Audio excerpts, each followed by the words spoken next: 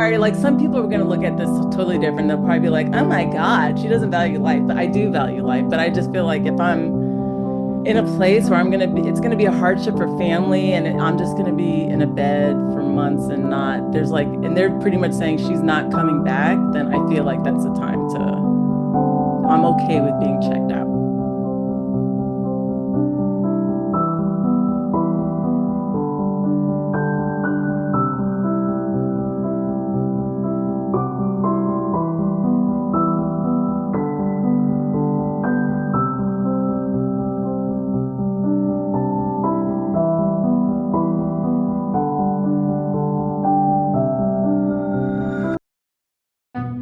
Yeah, like we have a will, and then there's that advance part.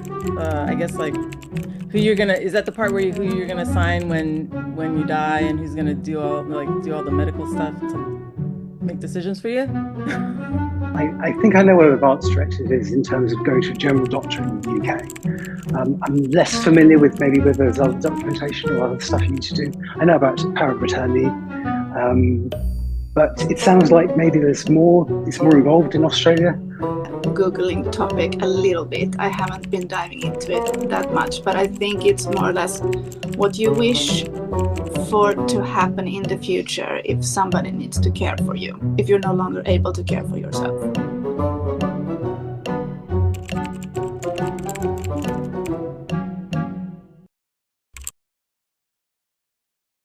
I just don't think many people know about it. When I got diagnosed, the doctors told me to do an enduring power of attorney and a medical decision maker forms. And so those forms are about authorising people who I nominate to be able to make financial and medical decisions on my behalf when I lack decision-making capacity. So when I can no longer make choices, I could say, hey, I want this person and that person to make choices for me. This form's actually more about me articulating what my preferences are and, what I think is important. And it's split into two parts. So the first part is called a values directive, which is where I can put things that are like how much I value independence and anything to do with religion you can put in here. Or I think the important part though is, or what I think is a really important part is any kind of outcomes that you deem to be unacceptable from medical treatments or things that you think are acceptable. And you can also put in at the end of life, in those final moments, what do I want? Who do I want there? What, et cetera, et cetera. What music do I want playing?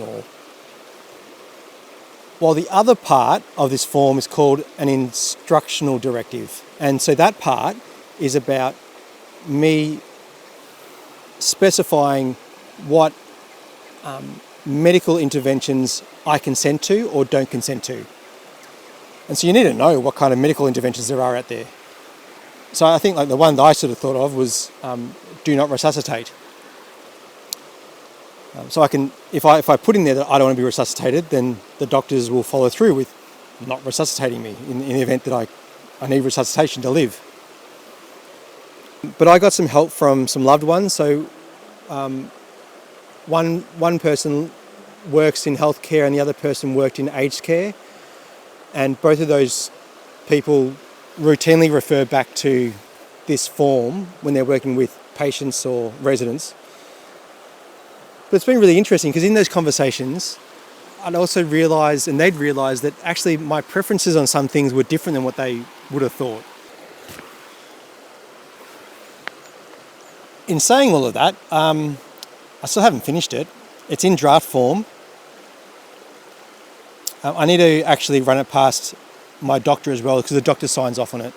And so I'll learn some things from that conversation as well. But in terms of advanced directives, and I'd like to say it's Parkinson's apathy, but it's probably just I've just been a bit lazy, really, and a bit rubbish.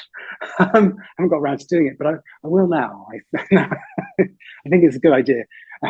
I sort of read your channel, like, oh God, we need to get with the program. And then my husband, he's worked in the NHS before, and he knows about all this stuff. He just said, I went to see my general practitioner about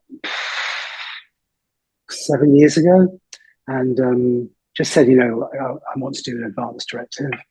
And he said to me, "Oh, you're just depressed." And so I said, "Oh, I'm not actually. I just want to kind of do an advance directive." And he said, "Come back in a couple of months and take these pills." And so that was kind of quite discouraging, really. I guess it wasn't mentioned to me when I was first diagnosed. I think it's because Parkinson's generally progresses quite slowly. So I don't know if that's why they didn't mention it. That would have to be. It would have to be on paper. I don't know how to go about that. My disease is not most likely not gonna kill me. I will die with it. But saying that, anything, like I said, could happen. So I could, from one moment to the next, lose the ability to speak, think, see. Anything could happen. So completing that kind of form, I would have to imagine all sorts of scenarios. But yeah, it's a really difficult form to complete. I think my symptoms are going to be more predictable, I imagine, than what Lee's are. But even so, I was still struggling. I'm sort of thinking, well, what scenarios will I find myself in those later stages? But I also realised that once I do this form, it comes into effect straight away. And so, if I get hit by a bus tomorrow, I also need to make sure that I'm writing things in this that are going to be relevant for now, not just those later stages. Right now, today,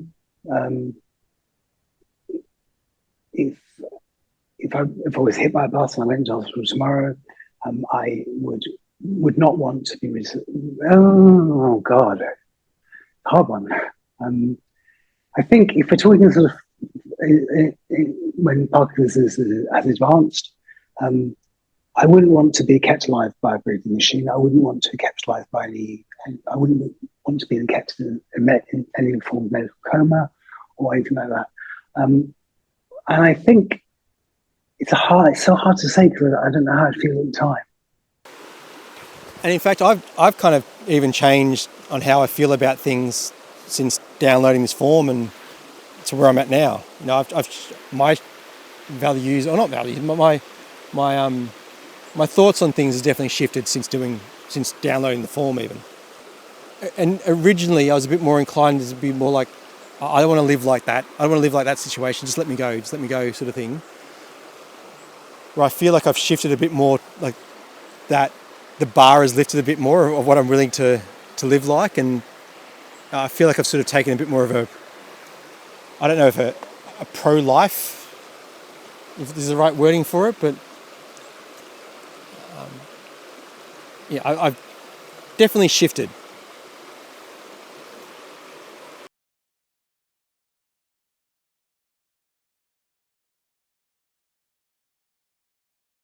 Ask me when I'm there. Do you know what I mean? Like 5 minutes before I die, I might go but right now I feel like I'm not scared of dying, but I do still have some fear around how I die.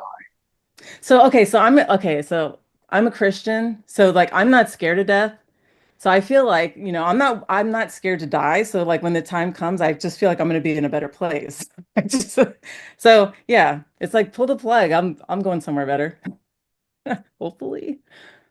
And I'm not religious, so I kind of feel like, when I die, that's the end of the journey for me. And maybe that's why I'm probably more inclined to desperately cling on to life.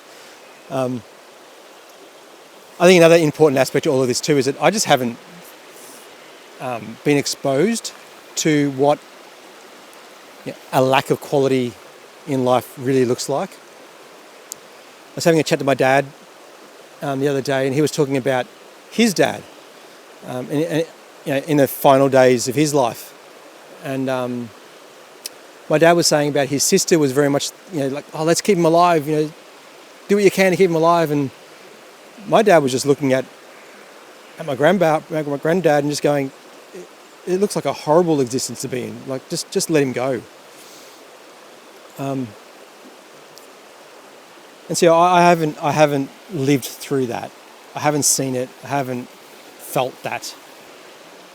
But I do think that, the more I think about it, the more I'm starting to realise that I feel like I could tolerate more than what I think I can.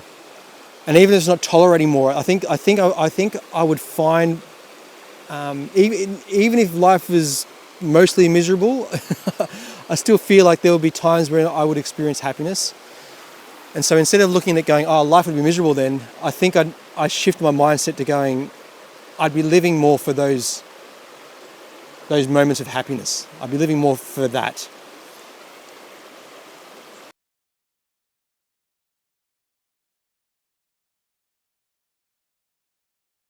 It comes down to quality of life, quality of living for me. If I reach a stage in my disease where quality of life is going or is gone, from my perspective, then I'll refuse all treatment, so to speak.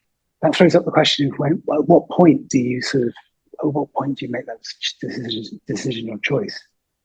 And I guess the answer, most honest answer, is I just don't know.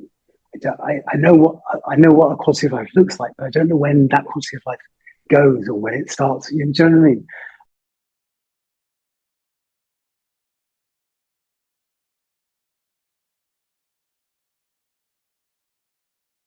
And then as far as when I go, when I'm in the hospital and I can't make decisions for myself, it's like I gave my daughter the choice and I was like, I don't want to be resuscitated. If I'm to the point where somebody else has to like, I don't know, help me in the bathroom, like I just Maybe quality of life means when I'm unable to wash myself and I'm unable to go to the toilet on my own, because that starts to get into areas of dignity and personal space. Me, I'm not so concerned about if people have to clean me or if they have to help me go to the toilet. They're not things I want to happen, but I feel like they're better than the alternative. And I don't even mean if death is the alternative. It's better than living in filth, and feeling grotty and, when I'm feeling like that, I'd want someone to come clean me. We're talking about if you have problems with your breathing, maybe you would need to get intubated for whatever reason, that kind of things. That really scares me. I really do not want to be trapped inside my body without being able to communicate, having people doing things to me. I've had that experience before for other reasons. And that's really haunting me till this day. Yeah, so I think that's the biggest thing that concerns me out of everything is if I can't communicate, then I can't get help when I need it. I'd have to endure whatever I'm enduring at that time because I can't get myself out of it. Even if that's me sitting in my own shit, I'd want to be able to tell someone, hey, I need help. I think the other thing too is that you'd be stuck in a world of isolation. Imagine not being able to interact with people, not being able to tell your kids that you love them, and not being able to contribute to that, and not being able to interact with it. And when you say something to somebody and their face lights up, and you'd miss out on all those kind of things. I think you desperately need to communicate too. Like even when you're angry and you're yelling because you feel like you're not being heard. If you can't communicate, you're still going to feel like you're not being heard, but you just can't do anything about it. And so I think that ability to be able to respond is so important. And I think that you don't realise how much you need that. Like if I couldn't do that for a month, just imagine taping your mouth shut, not being able to communicate in any way,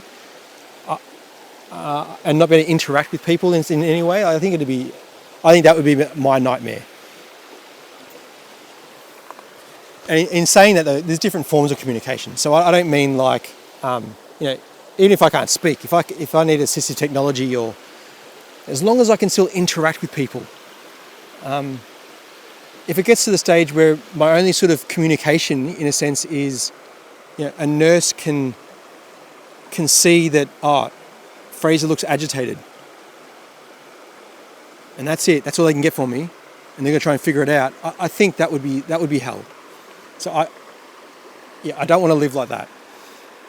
Quality of life means that I still have some autonomy over what I can say and do in choices.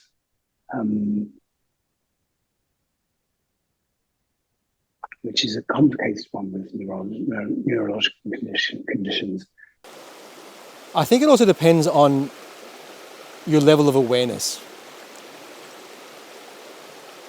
So I don't know if in the very final stage, like, you lack awareness of pretty much everything, and so in that moment, I don't think it matters so much. But I think a bit earlier on, you're going to have a lot more awareness and you still can't communicate, you still have no control over things, and I think in that period of time, it's going to be really difficult. But I also feel like you might have more awareness longer than what you think you would now. So when I'm filling this out, or what I think, or what others would think that I'm aware, I'm really worried that people will think I've got no awareness going on in my head, but there actually is awareness. And so I kind of feel like whatever I put in here, they're determining what sort of awareness I've got going on, and it might not be what's actually happening. I've had mentioned to me treatments for me that could lead to various things, and I've chosen not to go down that road because I felt like the side effects were potentially worse than what I was dealing with. And I felt like I rather suffer with something that I know and learn to deal with than risking something else that, in my opinion, maybe would even be worse. So no, I would not want them to do that.